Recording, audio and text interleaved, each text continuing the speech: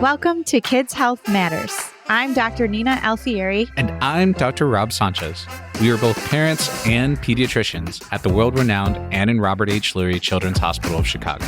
On this show, we'll chat with a wide range of experts about caring for children from newborn to young adult, because kids' health matters. So if you're one of our patients, you might notice that we run into the room with a big smile on our face and a book at many of the checkups. This isn't just because we love watching the smile on kids' faces when we give them a present, but it's also because there is real research and data behind the importance of promoting literacy within households. I totally agree. A shared experience, it's tactile, it's supportive, it's close, it's a nice kind of precious moment. It's such a key part of development. Rob, my daughter is obsessed with this book called Grumpy Monkey, and we don't even read the whole thing. She flips through the first 3 pages and she gets to the point where Norman, the big gorilla, shows up, and all she wants to do is see her dad do the gorilla beating his chest. And that's 40 minutes for us there. We just spend all day doing the Grumpy Monkey gorilla. Nothing but Grumpy Monkey. I got to get this book. And it's so fun. Well, today we are so thrilled to have Dr. Mariana Glusman join us. Dr. Glusman is the past president of the Illinois chapter of the American Academy of Pediatrics. Very passionate about Reach Out and Read, which is a program that our clinic participates in and many pediatric clinics do. She's truly phenomenal. And every single time I go to grab one of our Reach Out and Read books in clinic, I think about Dr. Glusman. I think of how passionate she is about it, how just a tremendous advocate she is for it. That love of reading, that love of literacy, it's such a key part of development. The earlier that you start reading, the more that kids are engaged with this, the more words that they hear, it ties directly to all of that development that comes thereafter. She's at the heart of it. She's one of the biggest proponents of it that I've ever met. And she's right here at our own institution. One of the best things I learned from Mariana was really how to interact with a book. It's not necessarily that you need to go from front to back, and we'll cover this during the episode, but you could spend 40 minutes on one page just pointing out colors. And that was something that was new to me when I learned the Reach Out and Read training. And that's something we're excited to bring to all of you. And I just got to say, I just love this whole notion of books as gifts. I love walking through neighborhoods and seeing their little free library rotating in and out. Just brings such a smile to my face, because I know that that's just so much added value to that family, to that child, and to their future. It means so much to me. And I'm so excited to be able to talk with someone who's literally made this their life's work in some ways. Without further ado, let's talk to our guest.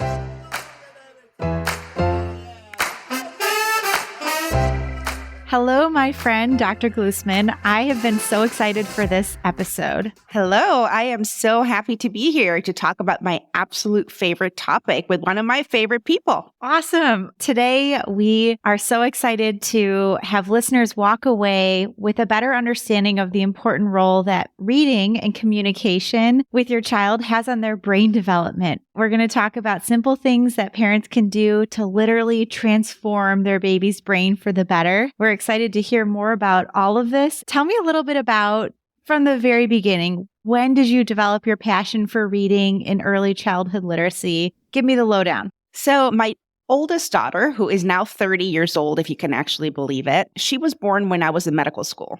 And then she was 6 months old when I started my residency. So I was basically learning to be a mom and a pediatrician at the same time. And one of the things I used to love doing with her after I'd come home after these very long nights of being on call and working, 8-hour work weeks, was reading with her. And partly, it's kind of selfish to say, but it was one of my favorite things to do because I could do it lying down. And it didn't take a lot of energy, but she loved it and I loved it too. And fast forward, as she kept growing, I was noticing that her language was developing so beautifully. I was so mesmerized by all the ways that she could speak and the sentences that she could put together. And at the same time, I'm going to work and I'm seeing that my patients are not developing in the same way. And so I started saying to myself, well, what could be the cause? Why are my patients not developing as fast as my own kid? I know that their parents love them. I know that the parents are really good parents. What is the difference? And so I thought, well, could it be all this reading that I'm doing with Abby every single night? And I started asking people, and sure enough, they were not reading with their families. And so I thought,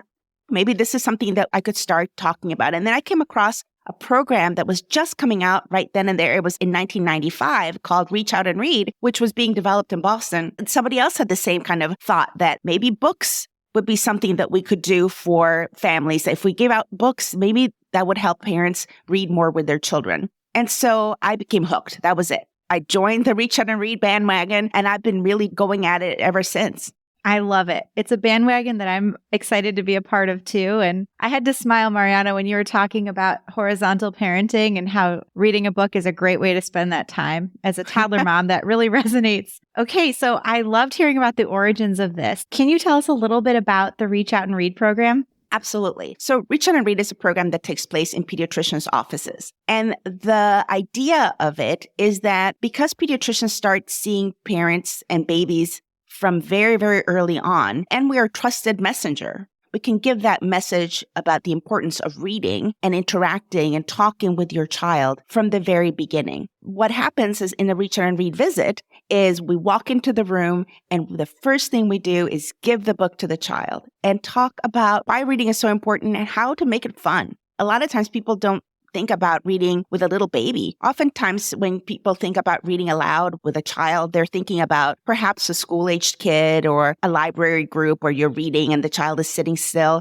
But little babies don't sit still for a story. And 15-month-olds, toddlers are running around the room. They barely sit still for anything, right? But when you come to your pediatrician and they give you a book and they show you how to use the book, depending on your child's age, that can change things. And so it started out as this program where it just seemed like a good idea. But over the past 30 years, it's become one of the most studied interventions in primary care pediatrics. We know that when pediatricians give out books in the office, parents are more likely to read with their children. Not only that, we know that their children's language development is 3 to 6 months more advanced than in clinics where Reach Out and Read is not being implemented. We also know that kids are more ready for school when they go to their pediatrician and their pediatrician has a Reach Out and Read program. So there's lots and lots of studies that have shown that it's an effective program. It not only feels good, it is good. I love it. It is my absolute favorite thing to walk into an exam room and hand a kid a book and see their face light up and see the babies nibble it and the toddlers throw it and the parents read with the kid. It's so fun. Such a great way to develop a different relationship with your families over time. Oh my gosh. Yeah. There's so much joy with it. You can hide behind the book when the child is a little bit nervous. You can play with it, make animal noises, and it changes the tenor of the whole visit when you have a book. You touched a little bit about the research behind Reach Out and Read, but just from a broader perspective, how has our understanding of literacy and brain development changed over the course of your career? Yeah, I mean, Reach Out and Read started out as a program that promotes literacy and school readiness. But over the years, we've come to understand that there's so much more that happens when a parent shares a book with their baby. And it has to do with all that cuddling time and that time that you spend together doing something that is interactive, and just the warmth of it all actually helps children's social emotional development as well. So it is something that we are talking about now in terms of promoting early relational health and the strength of the relationships between caregivers and their babies. That's amazing. As someone who has to juggle a lot of different things, it's nice to know that you can spend a small amount of really dedicated time and not feel so bad about having to be away at work for part of the day or doing the dishes and letting them play alone because you know you have that time with them. It's great that there's actual research behind this, and it's something that is fun and not that hard to do, honestly. You don't even have to read the words on the page. You can just look at the pictures, ask questions, and make up your own story. I love it. We do it all the time. We have lots of different animal noises, and my daughter's favorite right now is the really ridiculous seal sound with the clapping my husband does lately. So all kinds of strange noises during bedtime from our family. Okay, I can't wait any longer, Mariana. We have to talk about my favorite topic, baby brain development. So when we're talking about how important the early months and years are, tell me a little bit about brain development and how connections happen in the brain. So the way that the brain grows, unlike other parts of our body, which actually where the cells divide and make new cells, the way that our brain develops is by making connections. And those connections are called synapses. And it's amazing. Early on, our brain is making thousands of new connections per second. And all those connections are what's bringing the information from one part of the brain to another part of the brain. And here's the thing. the connections that are not used are lost. Our brain prunes the synapses that are not being used just to make things more efficient, kind of the way that a bush gets pruned to make it look the way you want it to look. And so those synapses that are reinforced are the ones that are maintained. And guess what? You and I have 50% fewer connections than we did when we were 2 years old. Can you believe that? Oh, man. I always knew babies had a leg up on us, even if it was smaller. It's probably why we were able to pay more attention than babies. Makes sense. Knowing about that, like, what are some common misconceptions that people have about the way our babies learn or develop? The way that the connections are reinforced are through interaction. So the more you interact, the more those brain cells are used and reinforced. A lot of times people think that babies are like sponges, but actually babies are not sponges. Babies need to be active participants in their own learning. So it's not just about putting a child in front of a TV or in a room that has Mozart or, whatever it is to try and have the child absorb everything. That's not going to happen. The way that babies learn is by looking at what's happening, and then they respond, and then their caregiver responds to what they do, and then they go back and forth. And that's something that we call serve and return interactions, kind of like a tennis game. That's exactly what happens with a caregiver and a child as they both serve and return their interactions. Guess who serves more, parents or babies? Ooh, it's a hard one. You have to tell me. Babies. Babies serve so much more than parents do. And it's really up to us to look at what they're doing and respond to it in the appropriate way.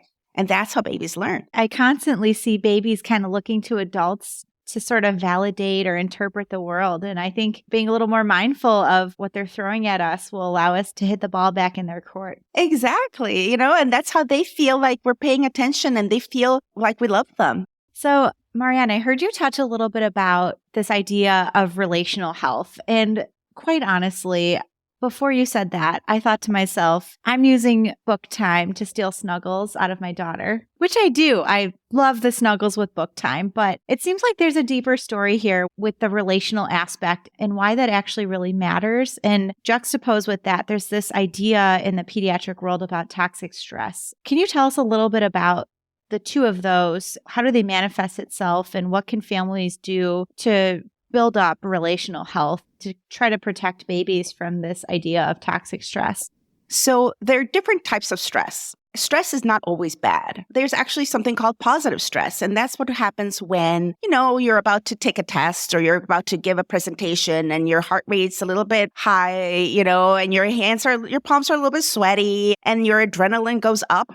And that actually helps you focus and give a really great presentation. But then there are other types of stress, some more prolonged stress, where your adrenaline goes up and it takes a longer time to come down. That would be, for example, with the loss of a loved one. And then there's this concept of toxic stress, which happens when the stressor, whether it is domestic violence or unmet social needs that are relentless or racism, things that are happening in the child's home or in their greater environment, not just for the child, but for the family, when they're there all the time, what happens inside our bodies is that our adrenaline and our cortisol, which are stress hormones, go up and they stay up.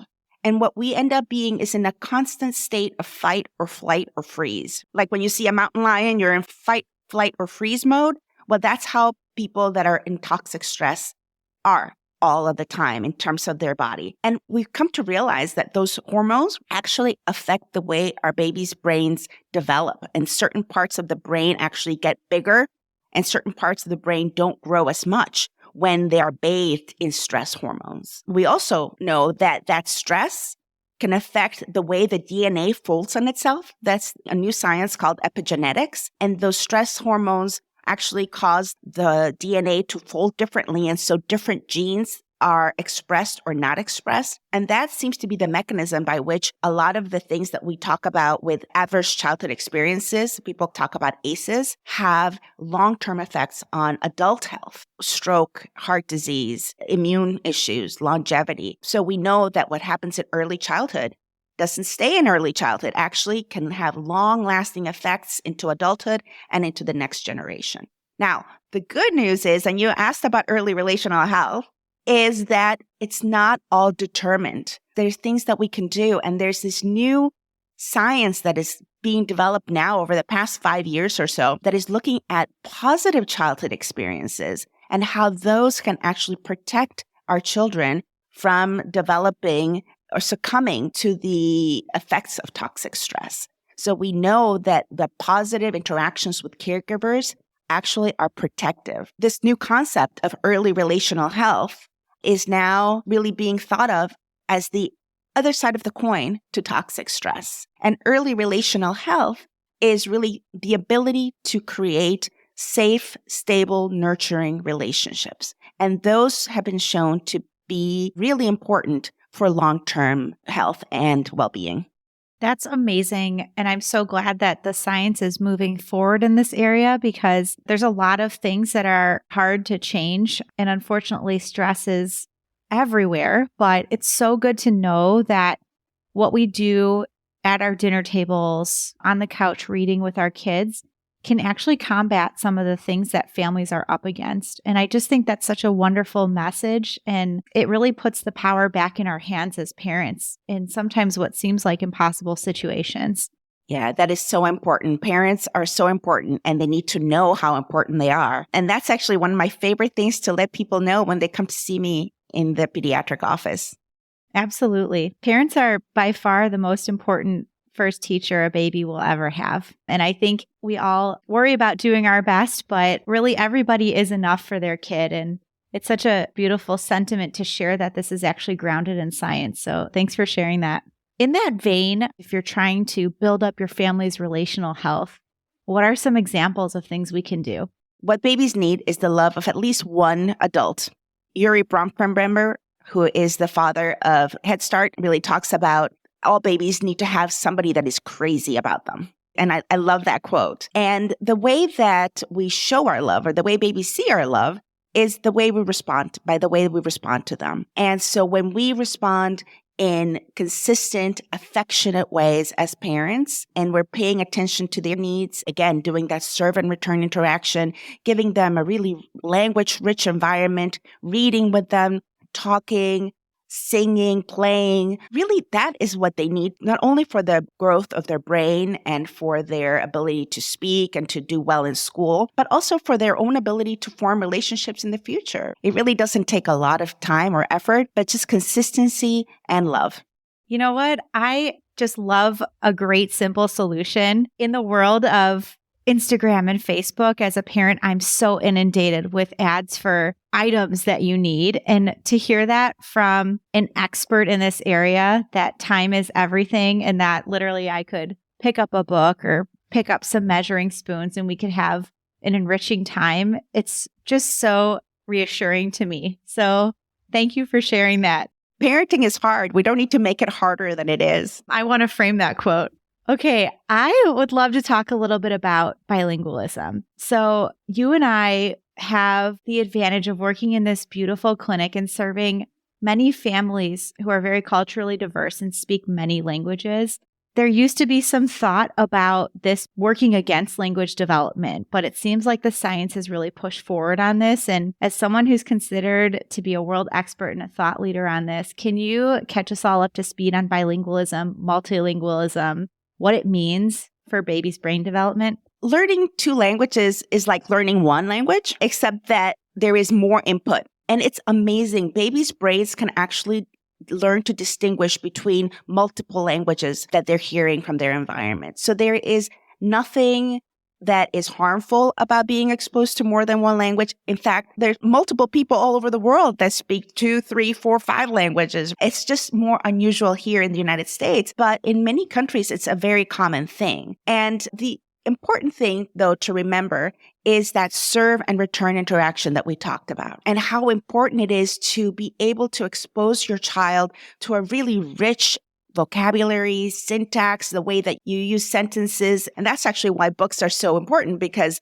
books can be complicated and tell all sorts of words that we don't even use in regular day-to-day interactions. But what happens when you're trying to speak in a language that you don't speak that well? Well, your language is simple.